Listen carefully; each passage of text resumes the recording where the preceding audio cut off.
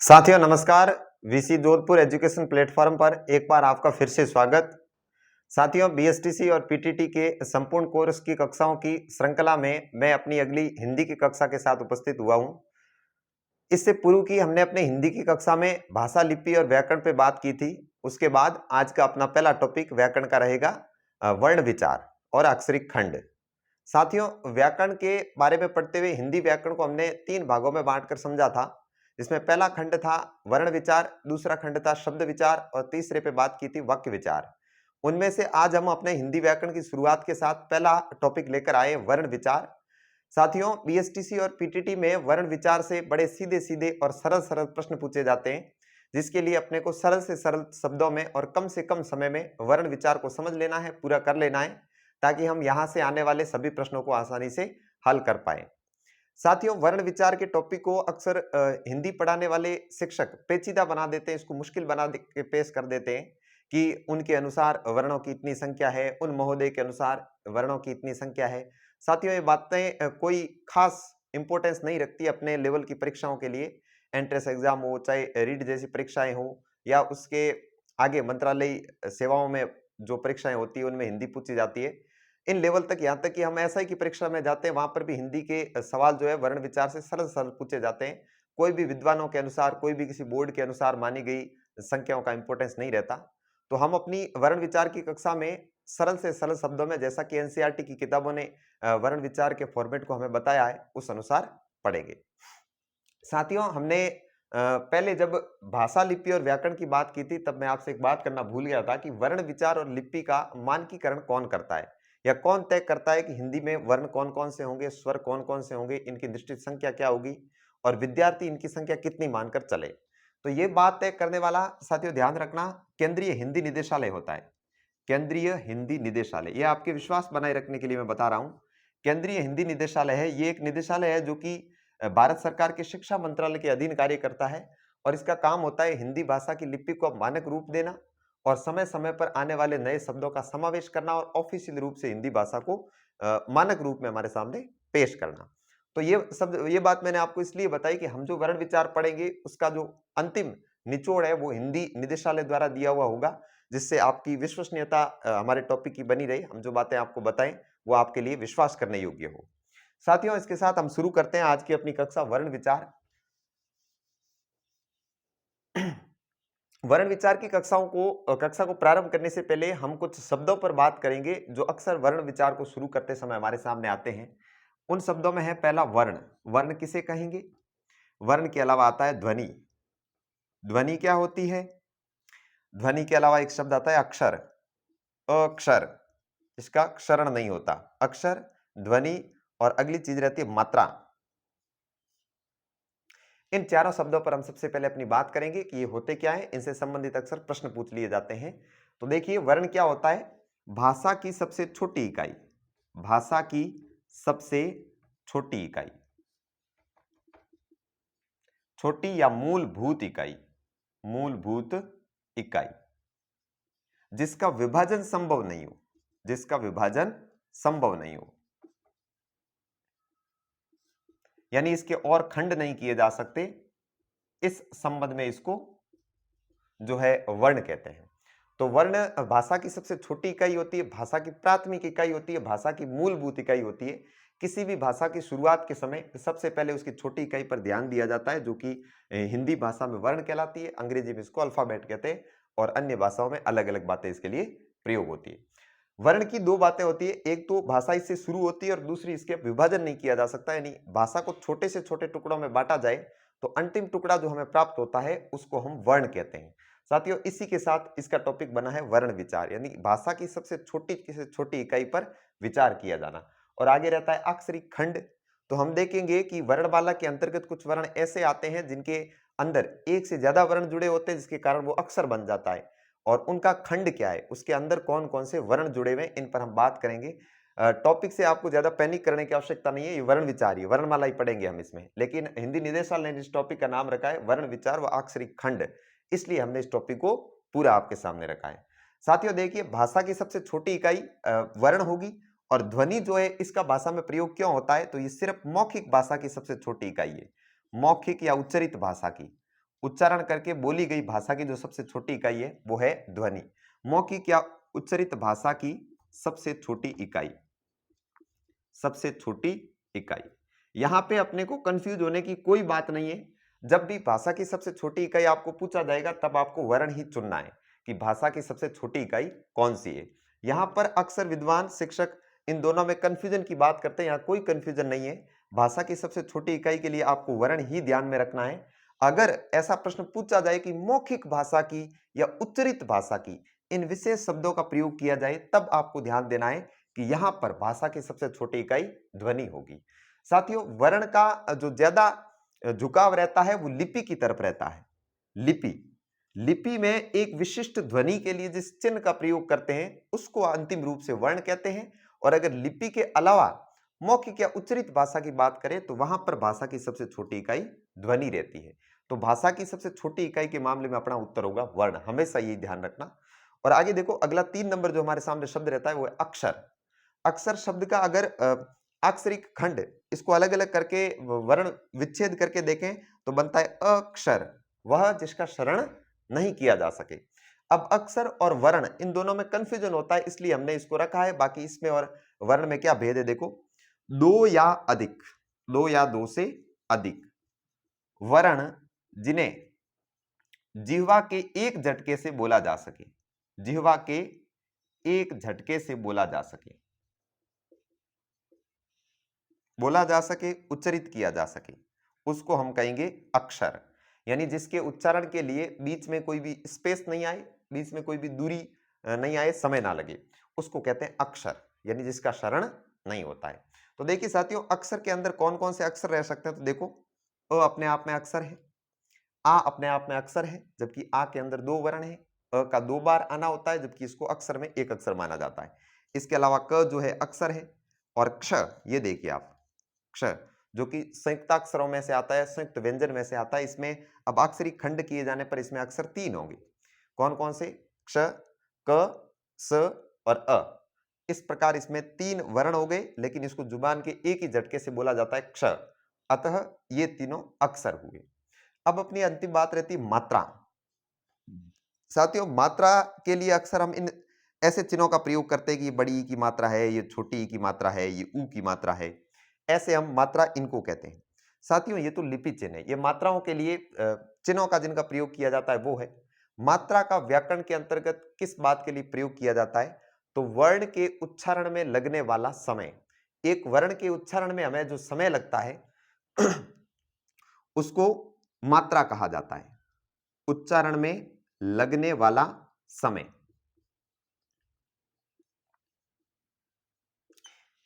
मात्रा में अब उच्चारण में समय किस प्रकार लगता है उसको हम जब वर्ण विचार के अंतर्गत स्वरों को पढ़ेंगे तब वहां पे हम 2 प्रकार के स्वर पढ़ेंगे, लघु स्वर और गुरु स्वर। उसमें हमें पता चलेगा कि लघु स्वर में मात्रा कम लगती है और गुरु स्वरों में मात्रा अधिक लगती है। कहने का मतलब ये हुआ कि लघु स्वरों में उच्चारण में समय कम लगता है और गुरु स्वरों के उच्चारण में समय अधिक लगता है। तो मात्रा उस समय को मतलब बताती है, उस समय को डेलीगेट करती है जो किसी एक वर्ण के उच्चारण में लगता है।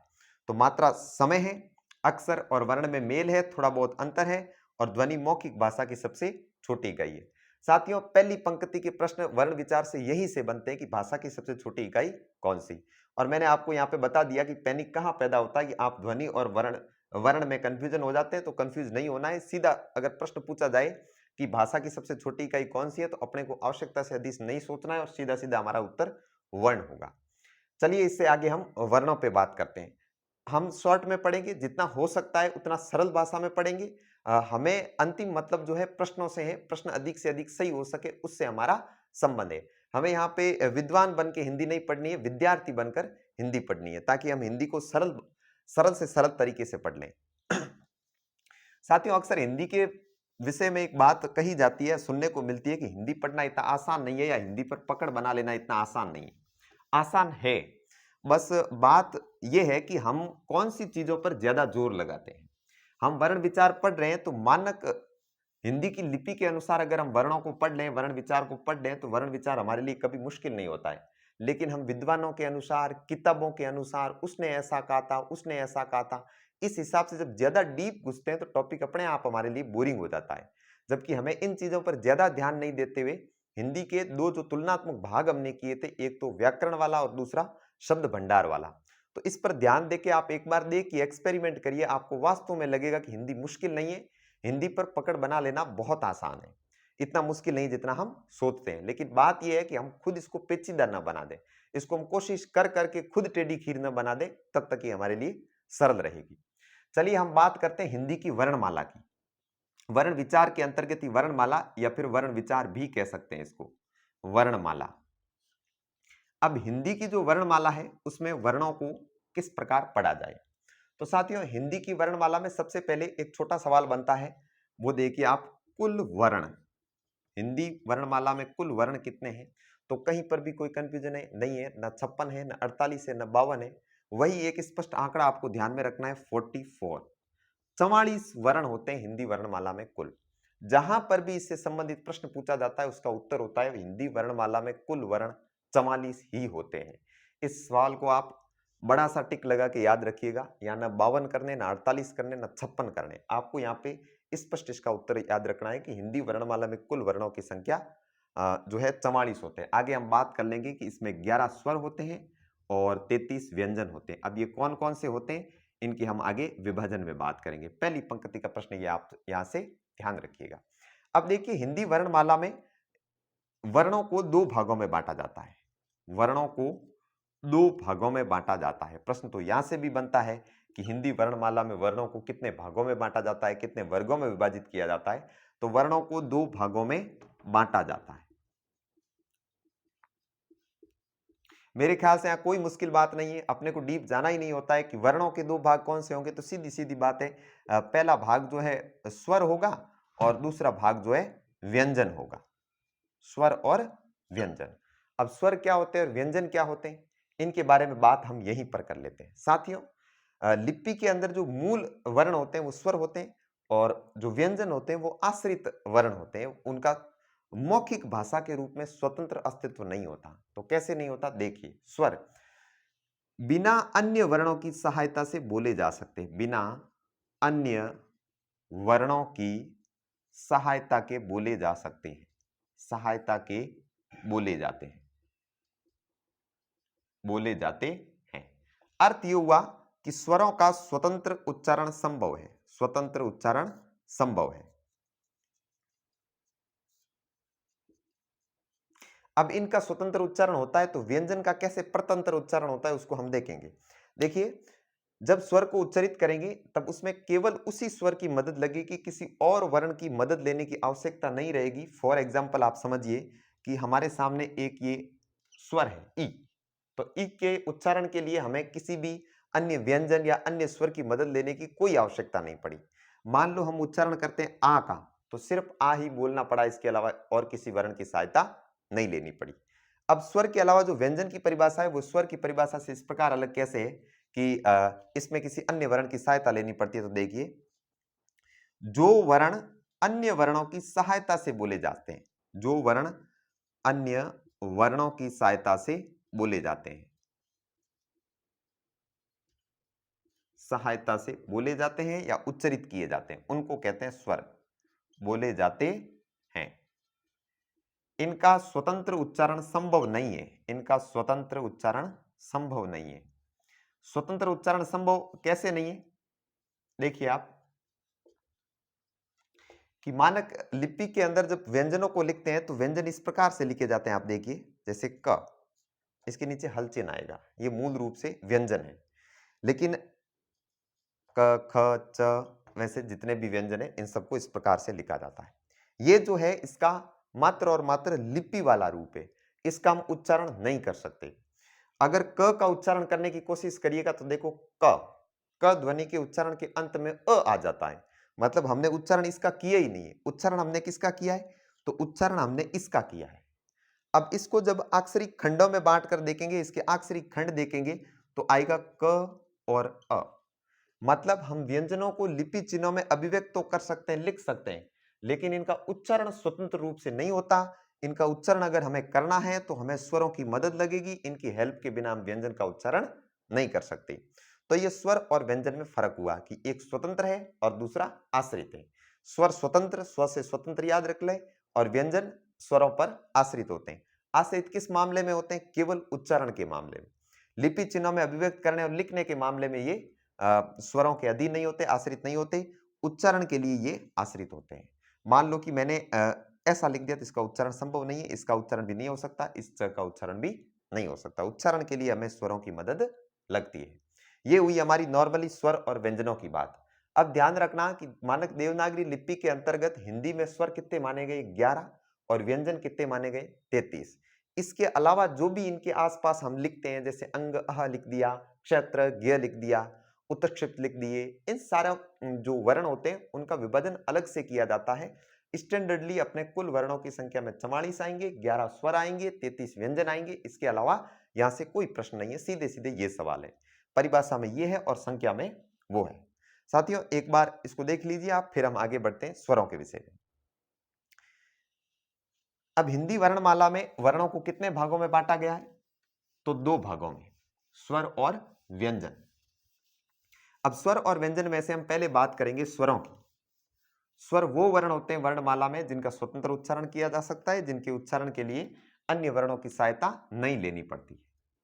स्वर वर्ण, जिनको हमने 2 भागों में बांट के नंबर 1 में लिया था। अब स्वर वर्णों की परिभाषा क्या है तो वो हम लिख चुके हैं। अब हिंदी में स्वर कौन कौन से होते हैं हम उनकी बात करेंगे।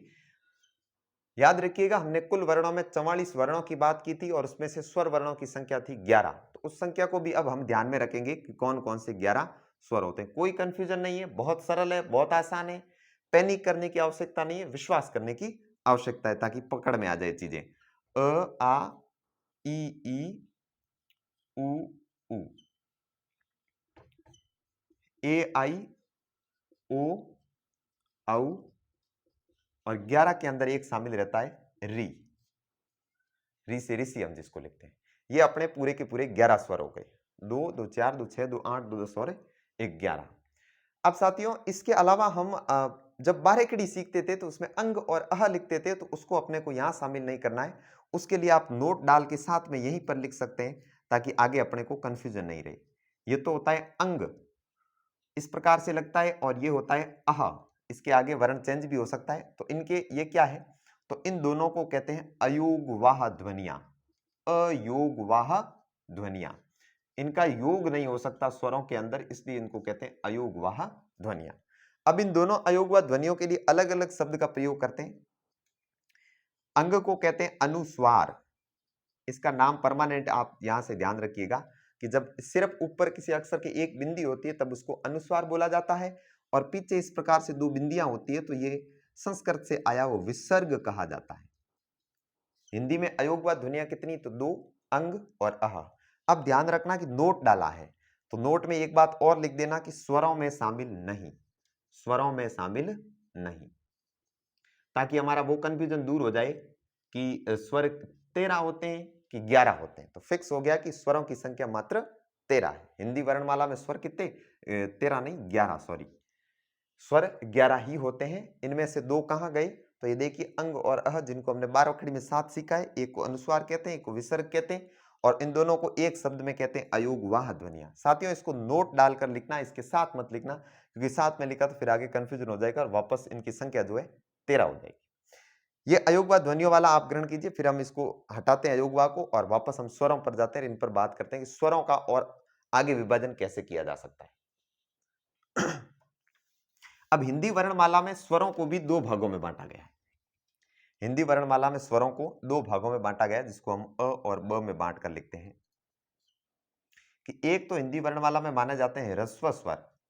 ह्रस्व स्वर, ह्रस्व स्वरों को और क्या कहते हैं? मूल स्वर, लघु स्वर, और एक इनके लिए एक मात्रिक स्वर। एक मात्रिक स्वर, इन शब्दों का प्रयोग किया जाता है। ये इन चारों का, पांचों का, जितने भी है, इन सब का एक ही मतलब है, ह्रस्व, मूल, लघु, एक मात्रिक स्वर।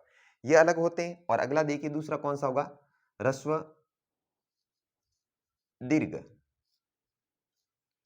गुरु, द्विमात्रिक, या फिर इनको कहते हैं संयुक्त स्वर। संयुक्त स्वर। इस शब्द को बहुत अच्छे से ध्यान रखना, यहां पर इससे मिलते जुलते दो शब्द आगे और आने वाले हैं। ये संयुक्त स्वर है, इसके अलावा दो शब्द आगे और आएंगे, संयुक्त वर्ण या फिर संयुक्त व्यंजन। उन दोनों के लिए मामला अलग होगा। यहां मात्र हम बात करेंगे संयुक्त स्वर की, और हम इसको संयुक्त स्वर क्यों कहते हैं वो आप यहां पे समझ जाएंगे। अब देखिए साथियों, जब लिपि का पहली बार प्रयोग किया गया तो इतने सारे स्वरों का इस्तेमाल नहीं हुआ। सबसे पहले किन स्वरों का उपयोग हुआ? तो मूल स्वरों का, लघु का, मूल का, ह्रस्व का या एक मात्रिक का। अब एक मात्रिक यहां पे आया है, ध्यान रखिए, हमने मात्रा के बारे में पढ़ा था कि मात्रा क्या होती है। तो मात्रा वह समय होती है जो एक वर्ण के उच्चारण में लगता है। अतः जो मूल स्वर होते हैं उनके उच्चारण में एक मात्रा का समय लगता है, और जो द्विमात्रिक दीर्घ के लिए लिखा है, इसका मतलब है कि जितना समय मूल या ह्रस्व स्वर के उच्चारण में लगेगा उसका दुगुना दीर्घ, गुरु, द्विमात्रिक या संयुक्त स्वरों में लगेगा। अब मूल स्वर होते कौन से हैं और दीर्घ स्वर होते कौन से हैं? तो ध्यान रखना, जिन पर मैं गोला लगाता हूं वो है लघु, लघु, ह्रस्व, मूल। देखिए कौन कौन से हैं। अ लघु है, मात्रा का उच्चारण करके देखिए, एक मात्रिक समय लगता है। ई लघु है, उ लघु है। ये जो तीन यहाँ पे दिए हुए वर्ण स्वर, इनको हम कहेंगे लघु वर्ण। और ये रहा री, री को भी हम लघु या मूल स्वरों में कहते हैं। इसका दीर्घ होता है, लेकिन इसको हम स्वरों के अंदर नहीं पढ़ते। रिकार का भी दीर्घ होता है, ये री जो है मूल स्वरों में आता है। अब देखिए इनकी संख्या कितनी हो गई? तो मूल स्वरों की संख्या हो गई 4। मूल स्वरों की संख्या कितनी हो गई? ह्रस्व स्वरों की 4 संख्या। अ और ई, यानी कि छोटा ई, छोटा उ और री। अब इसके अलावा जितने भी बचे हैं वो सारे के सारे दीर्घ या गुरु हैं। वो कैसे? आगे देखिए। आ जो है, आ को दो अ से मिलाकर बनाया जाता है। जब दो बार अ बोला जाएगा तब आ होगा। इसकी बात हम करेंगे जब हम संधि पढ़ेंगे, तब हमारे यहाँ पे दीर्घ संधि में ये आएगा कि जब अ के साथ अ को जोड़ेंगे तो दोनों का परिणाम आएगा आ। तो अब एक मात्रा, दो मात्रा, दो मात्राओं के योग से बना दीर्घ। अब यहां से देख लेना कि इनको संयुक्त स्वर भी क्यों कहते हैं। तो संयुक्त स्वर कहा जाने का मतलब है कि इनमें दो का संयोग हुआ है, जिसके कारण इनको संयुक्त कहा जाता है।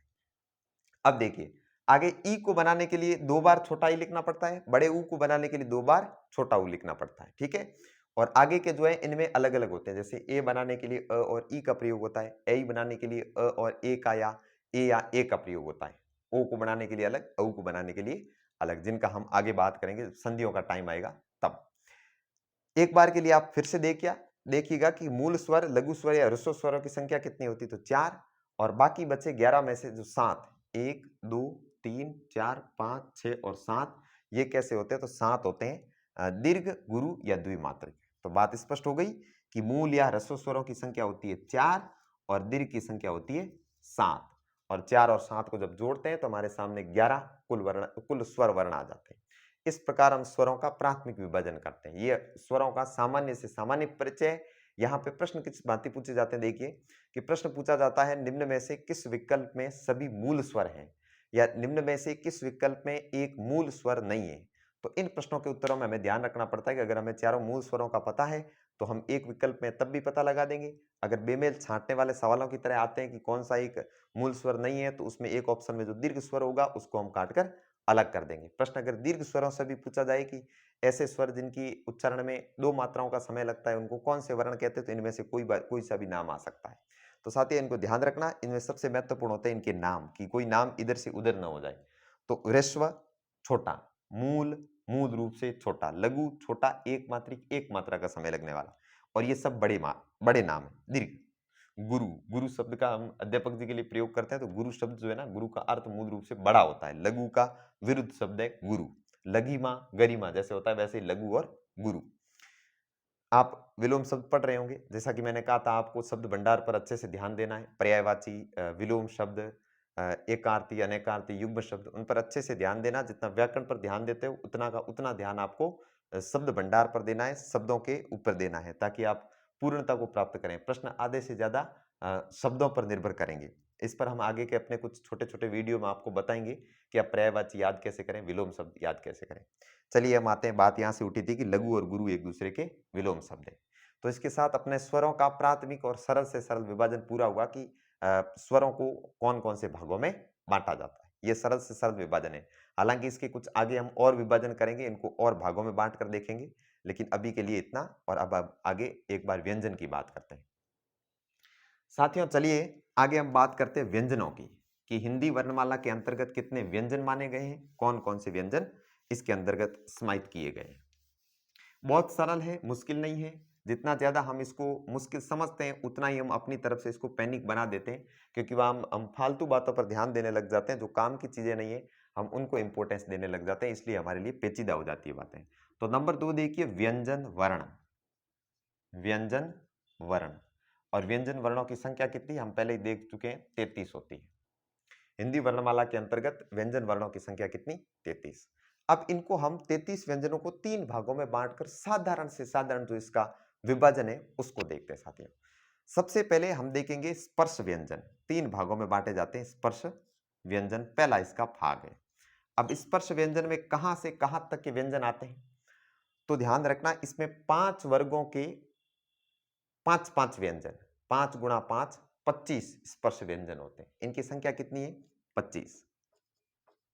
अब जो पहली बार पढ़ रहे हैं इस विभाजन को बड़े ध्यान से देखना कि स्पर्श व्यंजन व्यंजनों का पहला विभाजन है और इसके अंतर्गत कितने व्यंजन आते हैं, 25। अब 25 कौन कौन से देखिए, क वर्ग,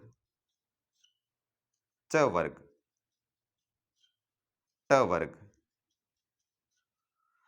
त वर्ग और प वर्ग।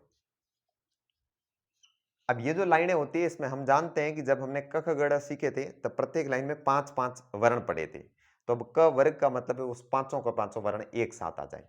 अब इन पांचों वर्गों में जो व्यंजन आते हैं उन पांचों को वर्गीय स्पर्श व्यंजन कहते हैं। तो 5 वर्गों के 5-5, इस संबंध में स्पर्श व्यंजन का दूसरा नाम है वर्गीय व्यंजन। वर्गीय व्यंजन।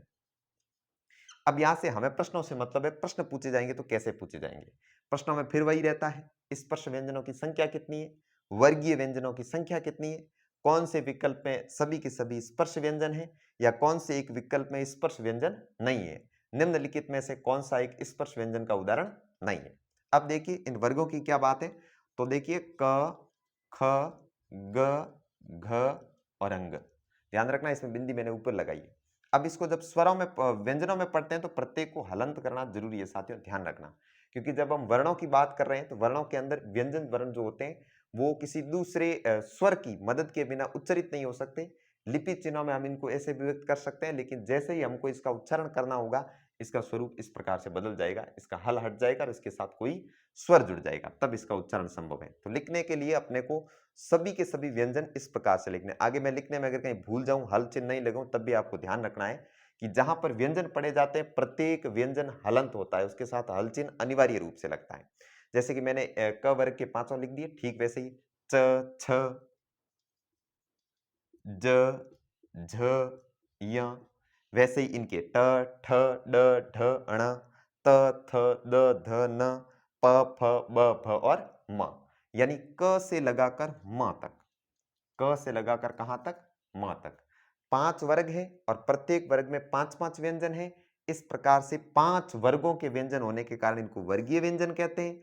और इनको स्पर्श व्यंजन क्यों कहते हैं साथियों, हमें पहली पंक्ति में तो इतना ही समझना है कि क से लेके म तक 25 वर्ण होते हैं व्यंजन, और 25 व्यंजनों को स्पर्श व्यंजन कहते हैं और इन्हीं को कहते हैं वर्गीय व्यंजन, क्योंकि ये 5 वर्गों वाले होते हैं, प्रत्येक में 5-5 वर्ण होते हैं। अब इनको स्पर्श क्यों कहते हैं, तो इन वर्णों का जब उच्चारण किया जाता है तो स्वर तंत्रियों से आने वाली वायु मुख के किसी न किसी अव्यय से स्पर्श करके निकलती। जैसे क का उच्चारण करते हुए हमारी जो ध्वनि है वो मुख के एक अव्यय से टच होकर आती है। च का उच्चारण करते हो देखिए आप, च बुरी तरह से स्पर्श के बाद वर्ण बाहर आया, ट ऐसे ही नहीं आ गया। जैसे मैं बोलता हूं तो गले से सीधी ध्वनि आ रही है, मुख के किसी अव्यय से टच नहीं हो रही। तो स्पर्श व्यंजन का मतलब हुआ स्वर तंत्रियों से आने वाली वायु जब मुख के किसी अव्यय से स्पर्श करते हुए ध्वनि उत्पन्न करे तो उन ध्वनियों के लिए स्पर्श व्यंजन शब्द का प्रयोग करते हैं। अब मेरी समझ से फिलहाल आपको इन परिभाषाओं में नहीं उलझते हुए सीधा सीधा इतना ध्यान रखना है कि क से म तक के जो 25 व्यंजन होते हैं, इन 25 वर्गीय व्यंजनों को स्पर्श व्यंजन कहते हैं। सीधा सीधा सवाल यहां से पूछा जाएगा आपको।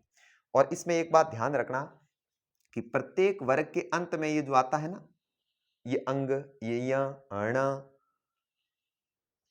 न और म, इन पांचों के पांचों जो होते हैं इनको पंचम वर्ण भी बोलते हैं कि प्रत्येक वर्ग का पांचवा वर्ण। वैसे इनको भी चतुर्थ, तृतीय, द्वितीय या प्रथम कहते हैं, लेकिन ये पांचों जो है इनको पंचम वर्ण भी कहते हैं। और इनके लिए एक शब्द का और प्रयोग होता है, नासिकीय।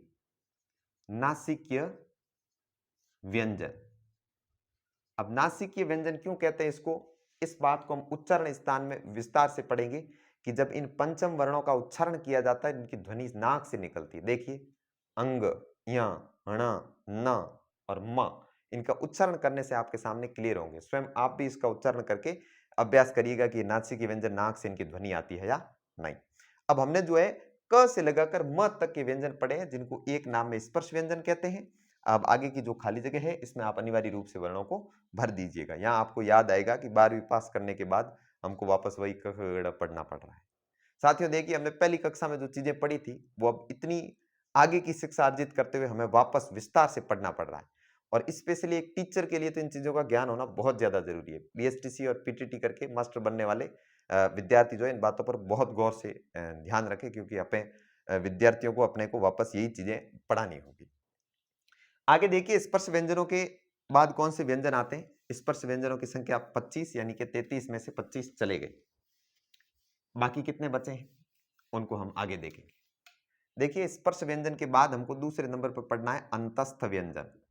अंतस्थ व्यंजन, सीधा सवाल पहला यहां से, अंतस्थ व्यंजनों की संख्या कितनी, तो अंतस्थ व्यंजनों की संख्या 4, स्पर्श व्यंजनों की संख्या 25, अंतस्थ व्यंजनों की संख्या 4।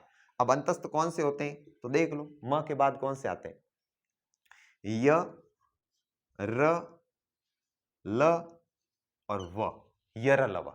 ये चारों जो है इनको संस्कृत में इसका जो क्रम होता है इधर उधर होता है, य, व, र, ल। संस्कृत में इनको य के बाद व, उसके बाद र और ल पढ़ा जाता है, क्योंकि य और व की जो प्रकृति है वो लगभग एक जैसी है। ये स्वरों और व्यंजनों के बीच में रहते हैं, स्वरों में भी शामिल करते हैं, व्यंजनों में भी शामिल। इनके जब उच्चारण स्थान की बात हम तब करेंगे, तब इनको हम वापस विस्तार से देखेंगे कि इनको एक जैसा क्यों समझा जाता है। अब र और ल के लिए भी अलग अलग शब्दों का प्रयोग करते हैं, जो कि हम आगे के विस्तार वर्गीकरण में देखेंगे। अभी के लिए ध्यान रखें आपकी अंतस्थ व्यंजन, और याद रखने के लिए कैसे रखोगे, अंतस्थ का मतलब बीच बीच के, न इधर के न उधर के, याद रखने के लिए। ठीक है, परिभाषाओं पर ज्यादा नहीं जाना है, डीप जितना ज्यादा जाएंगे, परिभाषा रटने की कोशिश करेंगे, उतना अपने प्रश्न से हम दूर होते जाएंगे। हिंदी अपने को जो है पैनिक देगी, डर लगेगा हिंदी का, तो डरना नहीं है हिंदी को। य और व जो है ना, न स्वरों में पूरी तरह से शामिल, न व्यंजनों में पूरी तरह से शामिल, यानी अंतस्थ रह गए, न अंदर के न बाहर के, इसलिए इनको अंतस्थ व्यंजन कह रहे हैं हम। अंतस्थ व्यंजनों की संख्या 4, य, र, ल, व। इन चारों के लिए स्पेशली अलग अलग शब्द का प्रयोग होगा। र ये प्रकंपित है, ला लुंठित है, इनको हम आगे और देखेंगे कि इनके उच्चारण के हिसाब से इनको और नए नाम दिए जाते हैं। अभी आपको साधारण से साधारण, जब तक आपको साधारण विभाजन समझ में नहीं आता तब तक आप डीप ज्ञान लेने की कोशिश कभी नहीं करेंगे। साधारण से साधारण ज्ञान पहली बार लो, और वर्ण विचार में अगर डीप नॉलेज पहली बार में नहीं आता है तो छोड़ दो उसको, लेकिन साधारण बातों को पहले ध्यान रखो, क्योंकि प्रश्न कहां से बनते हैं, साधारण से साधारण जगह से प्रश्न बनते हैं, और डीप तो सिर्फ और सिर्फ विद्वान बनने के लिए होता। तो अंतस्थ व्यंजन कितने हुए, 4। इस प्रकार 25 अंतस्थ और 4 25 स्पर्श और 4 अंतस्थ, कुल कितने हुए, 29। अब बचे कितने, 4। तो इनको क्या कहेंगे, उष्मा व्यंजन। उष्मा व्यंजन, उष्म व्यंजनों की संख्या कितनी, इनकी संख्या भी 4। 25 स्पर्श व्यंजन, 4 अंतस्थ व्यंजन और 4 उष्म व्यंजन। उष्म व्यंजन कौन कौन से होते हैं तो देखिए, श, स, स और ह। इन तीन ये यहाँ पे दिए, इनका प्रत्येक का उच्चारण अलग अलग किस प्रकार से है, देखिए, श, स, स। जो स ऐसे स्नैक वाली ध्वनि निकलती है वो ये सड़क वाला स होता है। श जो अपनी जीवा है पूरी तरह से घूम के जिसका उच्चारण करती है होता है श, और इन दोनों के मध्य की ध्वनि जो है स, वो इसका उच्चारण है, और फिर रहता है ह। साथियों, उष्म शब्द का प्रयोग गर्म के लिए किया जाता है, ये हम जानते हैं, याद रखने के लिए। तो देखिए, आप इन चारों ध्वनियों का जब उच्चारण करेंगे तो स्वर तंत्र से अपने उर से जो ध्वनि बाहर आएगी उसके साथ वायु आएगी, वो वायु भी हल्की गर्म होकर उष्म होकर अपने मुख से बाहर आएगी, इसलिए इनके लिए उष्म व्यंजन का प्रयोग करते हैं। आप उच्चारण करके देखिए, श, मुख से गर्म हल्की वायु बाहर आती है, श, स, स, ह, इन चारों में इसी प्रकार की ध्वनि वायु जो है बाहर आती है, इसलिए इनको कहते हैं उष्म व्यंजन। उष्म व्यंजनों की संख्या कितनी? 4। इस प्रकार अपने जो 33 मूल व्यंजन है उनकी संख्या पूरी होती है। 25 प्लस 4 प्लस 4, इस तरह से ये 33 व्यंजन पूरे होते हैं। साथियों, स्वरों और व्यंजनों के प्राथमिक और साधारण से साधारण विभाजन की बात यहां पूरी होती है, क्योंकि 11 धन 33 बराबर 44 कुल वर्णों की बात हो गई। ज्यादा से ज्यादा प्रश्नों के बनने की संभावना इधर से होती है, यहां तक की पहचान अपने को ध्यान में रखती है। अब देखिए, प्रश्न जब यहां से बनते हैं तो सोचिए इन बातों में मुश्किल क्या है, कितनी सरल चीजें थी। बस बात यह है कि इसको पैनिक नहीं होते हुए सरल से सरल तरीके में हमको समझना होता है। इनमें डर पैदा नहीं करना है, इनको समझने के लिए सरल रूप को हमें अपने सामने रखना है। साथियों, इसके अलावा हम वर्णमाला में कंफ्यूज कहां होते हैं तो वो देखिए। अब स्वर पढ़ लिए, व्यंजन पढ़ लिए, अब आगे जो चीज पढ़ेंगे स्वर और व्यंजनों से अलग है, उनके आगे आप इस तरह के चिन्ह लगा के उनको थोड़ा अलग कर लेंगे। अब हम बात करेंगे जैसे कि स स स ह पूरा हुआ, उसके बाद क्या था? क्ष त्र ज्ञ, जिसको हमने अपने प्राथमिक कक्षाओं में इनको इस तरह पढ़ा था। तो इनको क्या नाम देते हैं? तो इनको कहते हैं संयुक्त व्यंजन। संयुक्त व्यंजन, या फिर इनको कहते हैं संयुक्ताक्षर। संयुक्ताक्षर, इसको उसके साथ मत जोड़ना। हमने पढ़ा था स्वरों के विभाजन में संयुक्त स्वर वो अलग है, संयुक्त व्यंजन और संयुक्त अक्षर अलग है। ये संयुक्त अक्षर कितने हैं हिंदी में? तो ध्यान रखना साथियों, पहले थे 3, अब हिंदी निदेशालय ने इसको 4 स्वीकार कर लिया। ये जो 3 है पुराने क्ष त्र ज्ञ, जो कि हमारे जमाने में हमने 3 पढ़े थे, अब इनकी संख्या कितनी हो गई? 4। अगर अब प्रश्न में यह पूछा जाए कि हिंदी वर्णमाला में संयुक्त अक्षर या संयुक्त व्यंजनों की संख्या कितनी है, तो 4। पहला प्रश्न यहां से महत्वपूर्ण बनता है, जबकि ये वर्णों के अंतर्गत शामिल नहीं है, इनको वर्णों के अतिरिक्त पढ़ा जाता है, कुल वर्णों में इनको शामिल नहीं किया जाता है। अब देखिए 4 संयुक्त अक्षर कौन से हैं? तो इन 4 संयुक्त अक्षरों का जो अक्षरिक खंड है वो हमारे लिए बहुत महत्वपूर्ण है।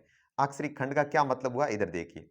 ये प्रश्नों में अक्सर पूछा जाता है और अधिकांश विद्यार्थी इसका उत्तर गलत देते हैं। देखो, अ के अंदर आप रखो नहीं, 4 की संख्या दी हुई तो संख्या से लिखिए। देखिए, क्ष, त्र, ज्ञ और श्र। अब इनका अगर हम उच्चारण अशुद्ध करेंगे तो हम इसका अक्षरिक खंड, हमने कही थी ना अक्षरिक खंड की बात, वो अक्षरिक खंड अब हमें यहां करना है। तो देखिए, क्ष जो है इसमें महत्वपूर्ण शब्द ये बनता है कि क्ष संयुक्त स्वर के लिए उचित या सही अक्षरिक खंड कौन सा होगा। फिर ऑप्शन में दिए जाते हैं, क्या क्या दिए जाते हैं वो हम आगे बात करेंगे। अभी देखो इसका अक्षरिक खंड क्या होता है।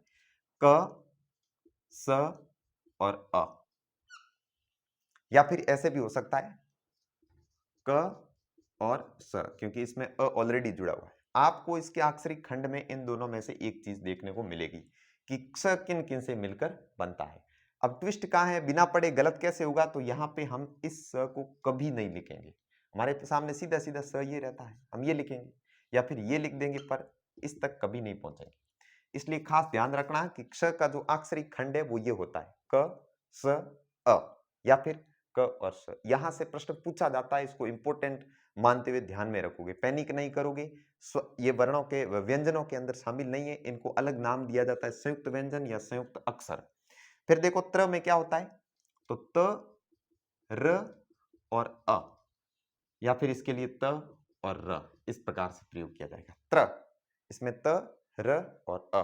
अब इसमें एक और खास बात रह जाती है कि जब त्र है इसमें आधा क्या है, त आधा है कि र आधा है? त्र। तो उच्चारण में देखो, त्र, त पहले बोल दिया और र के बाद में अ आया, त्र। यानी र के बाद अ आया, मतलब र के साथ अ जुड़ा हुआ है, अथ। ये पूरा है और त जो है आधा है। हम पहले ही बात कर चुके कि व्यंजन मूल रूप से आधे होते हैं, हलंत होते हैं। अतः ये व्यंजन तो पूरा है लेकिन उच्चारण की दृष्टि से इसको आधा पढ़ा जाता है, त्र। इसका उचित जो है उच्चारण यही होगा। अब इस संयुक्त अक्षर के उच्चारण में भी कई बार समस्याएं आती है। हिंदी पढ़ाने वाले शिक्षक तक इसको गलत पढ़ ले। इसको कहते हैं क्षेत्र। क्षेत्र नहीं है, क्षेत्र लिखेंगे तो क्षेत्र ऐसे हो जाएगा, क्षेत्र। तो ये क्षेत्र नहीं होता है, ये है क्षेत्र। क और श, क्षेत्र। इस प्रकार से क्ष इसको बोलना है, कस भी नहीं बोलना है पूरा, इसमें पूरी ध्वनि नहीं आएगी, क्ष इतना पढ़ना है। और इसको त्र, त और र, इस प्रकार से इसका अक्षरिक खंड होगा। फिर रहता है ज्ञ। ज्ञ का अक्षरिक खंड कैसे करेंगे, ज और य, ये पंचम वर्ण है। वर्गीय व्यंजनों में च वर्ग का पांचवा जो वर्ण है वो एक प्रकार का स्पर्श व्यंजन है और वो य, ज और य। अब दूसरा आपको इंपॉर्टेंट इसका ध्यान रखना है, बहुत अच्छे से इसका भी ध्यान रखना है, क्योंकि इसको बोला ज्ञ जाता है। अगर हम इसको गलत में देखें कि इसका अक्षरिक खंडक रूप पूछा जाता है तो ऑप्शन में ये देखने को मिलेगा ज्ञ अ, तो ये नितांत गलत है, इसकी तरफ अपने को नहीं जाना है। बहुत अच्छे से ध्यान रखना है कि ज्ञ का जो है अक्षरिक खंड क्या होता है, ज, य और अ। और आगे अगर इसको शॉर्ट में लिखा हुआ आपको मिलेगा तो मिलेगा ज, हाँ ज और अ, ये इसका अक्षरिक खंड है। फिर बात आती है श्र, संयुक्ताक्षर का अक्षरिक खंड क्या होता है, श, सलजम वाला, ठीक है। और फिर र और अ, तो यहां पर अपने को किस पर ध्यान रखना है, तो इस स पे, श और र। अब यहां पे अपने को इस पर बहुत अच्छे से ध्यान रखना है कि इसमें श यही आएगा, किसी दूसरे स का प्रयोग ना करें, श ही आएगा, न तो स आएगा न श आएगा, न च और छ आएगा, यही आएगा। अब जहां जहां पे गोले रखे हुए उनको आपको विशेष रूप से ध्यान रखना है कि अक्षरिक खंडों के अंतर्गत यहां से प्रश्न पूछे जाते हैं।